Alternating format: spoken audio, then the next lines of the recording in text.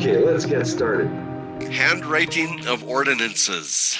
The theological premise of this whole argument rests on the meaning of the phrase handwriting of ordinances. Can we prove from the Bible that the handwriting of ordinances is, in fact, the ceremonial law? Handwriting of ordinances in Greek is choreographon tois dogmason, or dogmason, whatever. Choreographon, handwriting. Dogmason, dogma. Note that word, dogma. It's so full of meaning, it just stands out like a sore thumb. Only what do we see in the KJV? Ordinances. Wow. Now we just need to prove that this is referring to the ceremonial law. But how do we find a Greek word in the Old Testament that is written in the Hebrew? We simply need to use the scriptures that Apostle Paul and the Greek speaking Jews were using. They were using the Septuagint. The Septuagint, LXX, is the name given to the Greek translation of the Jewish scriptures, the Old Testament. The New Testament writers also relied heavily on the Septuagint, as a majority of Old Testament quotes cited in the New Testament are quoted directly from the Septuagint. Paul was not an exception. He frequently quoted the Septuagint in many of his writings. If Paul truly meant to say that the ceremonial law was done away with, and he was referring to it with the phrase handwriting of ordinances, then he should be referencing that law in the Torah, the 5 books of Moses, Genesis and Deuteronomy, because that's where the ceremonial law is defined. Paul wouldn't just invent random words for the law. If he's talking about a law found in the Torah, he would use the terms for that law as found in the Torah. However, the words dogmason or dogma do not even appear once in the Greek version of the Torah. The word for law found there is nomos. The Greek word for law is nomos. It appears 197 times in the New Testament.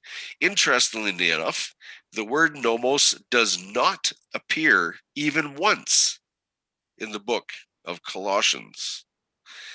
Not once in the book of Colossians.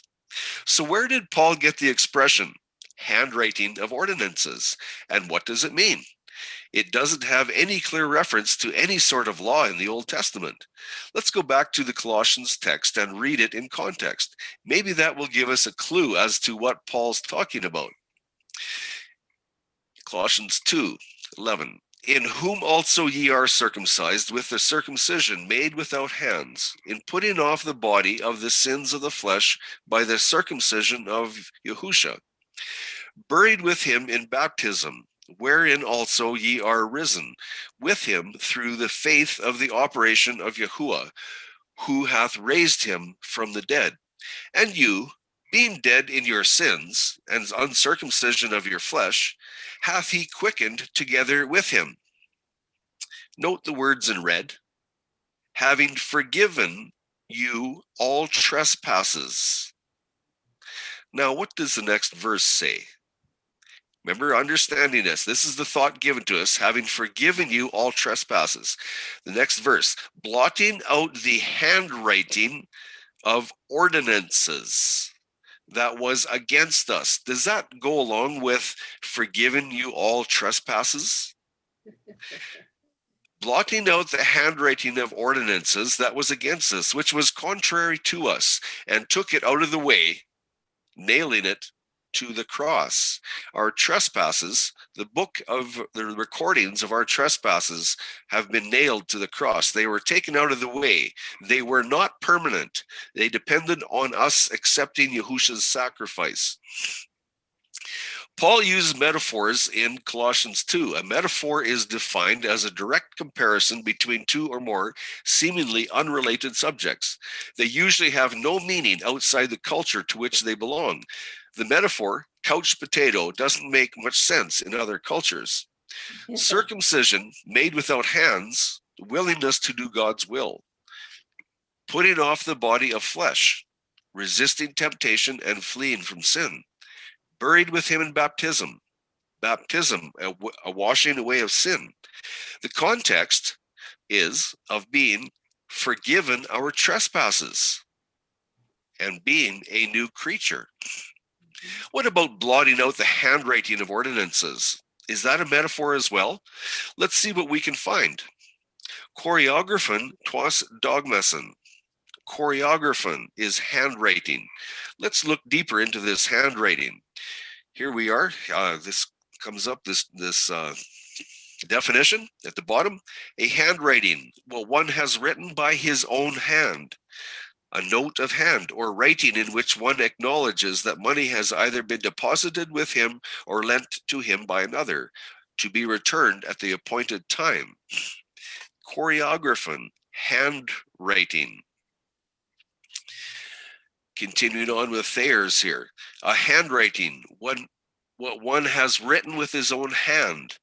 A note of hand or writing in which one acknowledges that money has either been deposited with him or lent to him by another, to be returned at an appointed time. Going down to the bottom here, to the Mosaic law, which shows men to be chargeable with offenses for which they must pay the penalty. Chargeable with offenses. Is that what was nailed to the cross when we accepted Yahusha? A receipt spike originated from the practice of canceling debts by driving a spike through the certificate of debt, after which it could no longer be held against the debtor. Roman crucifixions consisted of three basic elements, all perfectly described in the account of the crucifixion of Yahusha. First, the scourging, then the carrying of the crossbeam by the condemned to the site, and finally, the nailing or binding of the condemned to the crossbeam, and then attaching this beam onto the upright post and setting it up. So the question I would have, did Moses make any laws? Are any of the laws his? Moshe wrote them down, displayed them so we could all read them. Well, it's so, Tim, that Moshe made judgments, but he didn't make laws because the laws were given to him, and then he used those laws to judge, and then you had him appoint other people to do that as well. So all he did was write down the book so that the others knew what they had to judge by. Very excellent point. Thank you, Neil. Appreciate that. Yes.